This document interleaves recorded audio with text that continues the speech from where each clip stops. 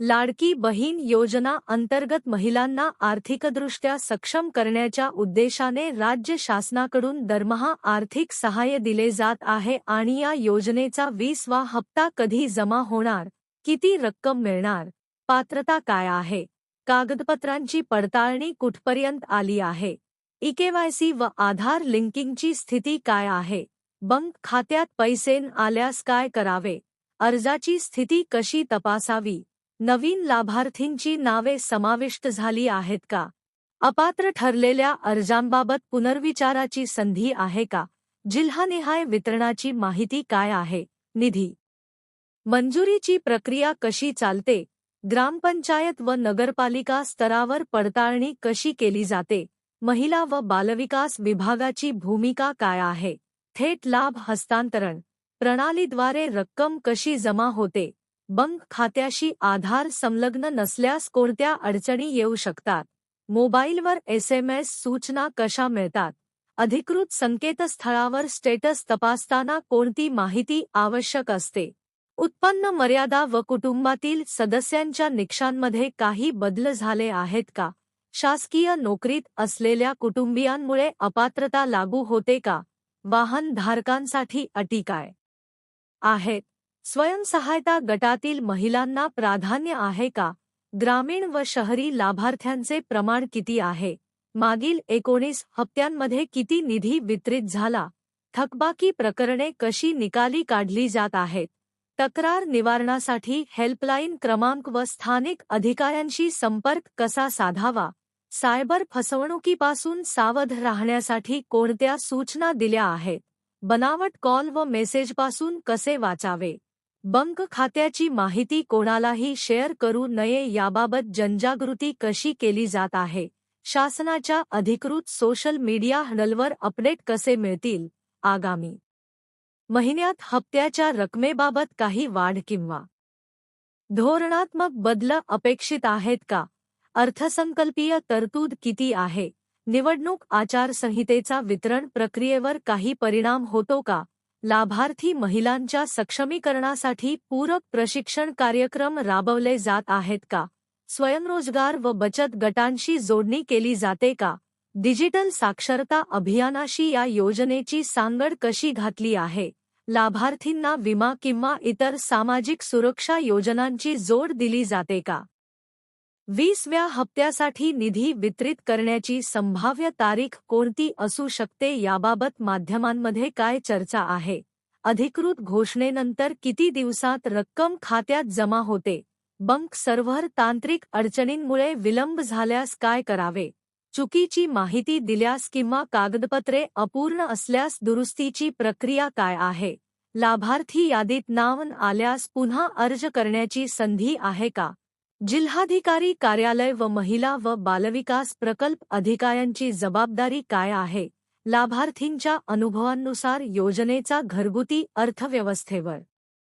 कसा सकारात्मक परिणाम झाला आहे, मुलांच्या शिक्षण, आरोग्य व पोषणावर खर्च वाढल्याची नोंद आहे का, ग्रामीण भागात बँकिंग सुविधा अपुरी असल्यास कॅम्पद्वारे मदत कशी केली जाते, आधार सीडिंग व बिंगची स्थिती कशी तपासावी,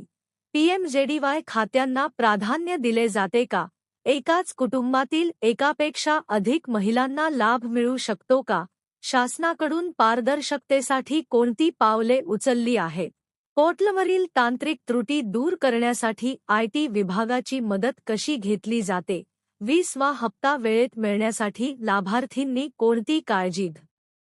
यावी, मोबाईल नंबर अपडेट ठेवणे का आवश्यक आहे, बँक खाते सक्रिय असणे का महत्त्वाचे आहे, KYC पूर्ण नसल्यास व्यवहार अडकू शकतो का, लाभार्थी यादीत बदल केल्यास SMS द्वारे सूचना दिली जाते का, शासनाने जाहीर केलेल्या मार्गदर्शक तत्वांनुसार सर्व अटी पूर्ण करणाऱ्या महिलांना 20वा हप्ता मिळण्याची शक्यता असून अधिकृत घोषणा झाल्यानंतरच अंतिम तारीख व रक्कम निश्चित होईल आणि त्यामुळे सर्व लाभार्थींनी अधिकृत स्त्रोतांवरूनच माहिती घ्यावी तसेच अफवांवर विश्वास ठेवू नये आणि कोणतीही अडचण आल्यास स्थानिक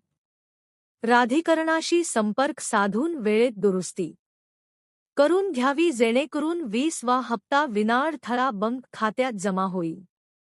लाडकी बहीण योजनाच्या 20व्या हप्त्याबाबत आणखी सविस्तर माहिती अशी की शासनाकडून प्रत्येक हप्ता वितरित करण्यापूर्वी लाभार्थींच्या पात्रतेची डिजिटल व स्थानिक पातळीवरील पडताळणी केली जाते. यामध्ये आधार सीडिंग, बँक खात्याचे मॅपिंग, ई-केवायसी पूर्णत्व, उत्पन्न प्रमाणपत्राची वैधता, कुटुंबातील सदस्यांची माहिती, इतर शासकीय योजनांचा लाभ घेतला आहे का याची क्रॉस तपासणी केली जाते. 20व्या हप्त्यासाठी निधीची प्रशासकीय मान्यता मिळाल्यानंतर वित्त विभागाकडून टप्प्याटप्प्याने रक्कम जिल्हानिहाय वितरित केली